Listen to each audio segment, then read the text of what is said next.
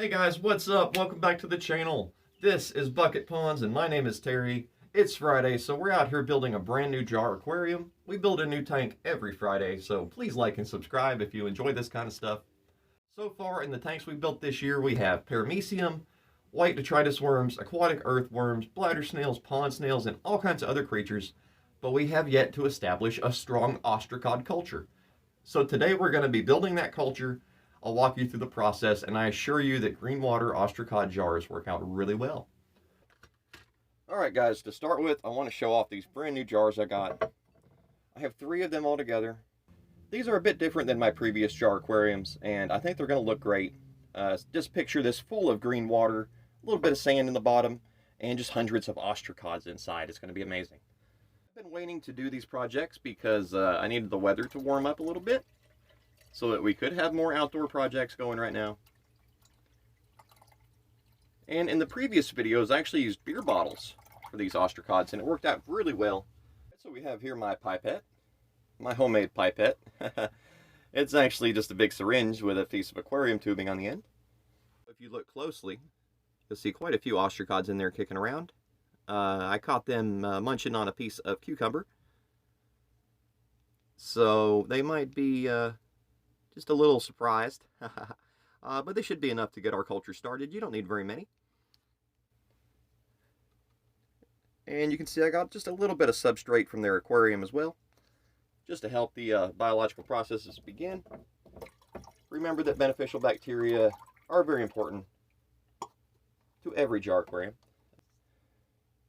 Alright, yeah, you might think I'm weird, but I do grow green water. It is not the atrocious, horrible substance that people seem to think it is. It's actually just normal, useful algae. We should see an immediate green hue begin to overcome the aquarium. There we go.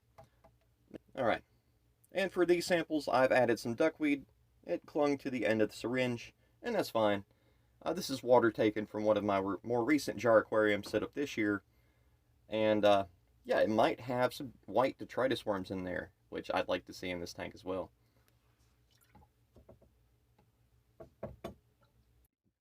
And there we go.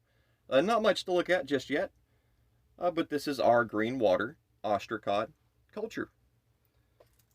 It helps to get the beneficial bacteria going and to add a little bit of hardscape just to mix things up. So this jar, it will be hung outdoors in full sunlight, and as a result, it must have a lid. So what we're going to do is apply a homemade lid right here. I've come to find that various small dollar Tupperware containers work wonders as lids for jar aquariums. Half the time, they fit right in there, and it's perfect. But we have drilled a hole in the lid there. And it's not a perfect hole, but it doesn't have to be. I'm going to just throw some rocks in there, some pond pebbles to block that hole up. I'm going to apply some potting soil to make a plant pot there. And we're going to plant a small plant of some kind right there. It's going to be really great. Rainwater will filter into here through the soil and fall down into the tank, adding some nutrients. So I'm going to take my little shovel, and I'm going to go out there and dig up a little plant, and I'll be right back. We're going to go outside, we're going to get us a nice plant, some potting soil, some stones, and fix this little tank up. It's a combination plant pot aquarium. Our back, and we have our beautiful betony plant here. She's a little bigger than I meant to get, but that's okay. She has a very large root. But it's kind of like a potato or a tuber, and I collected it as part of the sample. Now I chose Florida betony because it is the right time of year for it here where I live, and it's a pretty hardy plant. It will be exposed to the weather hanging from a rafter essentially, so I want to make sure it's not going to struggle too awful much.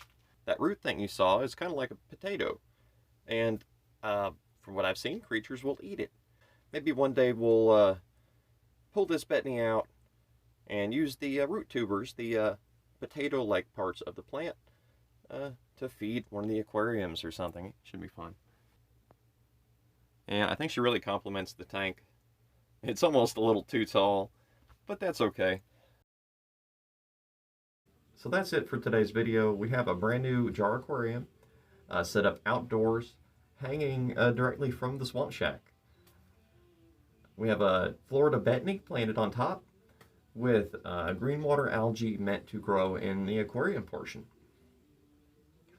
With any luck, we'll have a ton of ostracods appearing in here soon, and I will, of course, begin feeding them soon with a piece of cucumber, a slice of cucumber, about once a week. So this is Bucket Ponds. My name is Terry. I do this kind of stuff for fun. I want to share it with you. We make a new jar aquarium every Friday. I have a few more of those jars, so I'll be doing some different projects with them. So I hope you enjoy the channel. I hope you enjoy these weekly videos. Please like and subscribe if you do. It helps me out a lot. Doesn't cost anything. This is Bucket Ponds. My name's Terry. Thanks for watching.